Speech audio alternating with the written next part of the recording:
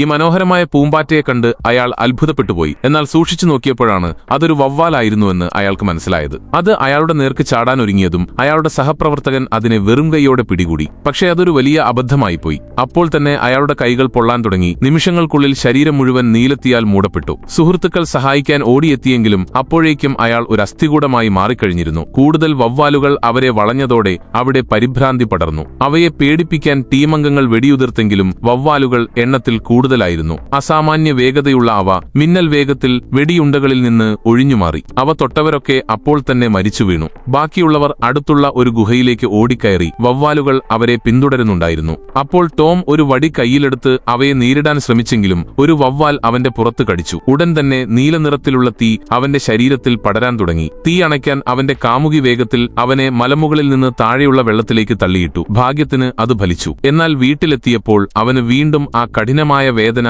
അനുഭവപ്പെടാൻ തുടങ്ങി. പിന്നീട് അവന്റെ പുറകിൽ നിന്ന് നീലജ്വാലകൾ പുറത്തേക്ക് തെറിച്ചു. അവൻ മേശപ്പുറത്ത് കൈ അമർത്തിയതും പെട്ടെന്ന് മുറിയിലെ ഫർണിച്ചറുകളെല്ലാം അന്തരീക്ഷത്തിൽ ഉയരാൻ തുടങ്ങി. എങ്ങനെയോ ആ മാരകമായ കടി അവന് അമാനുഷിക ശക്തികൾ നൽകിയിരിക്കുന്നു. സബ്സ്ക്രൈബ് ചെയ്താൽ നാളെ കാണാം.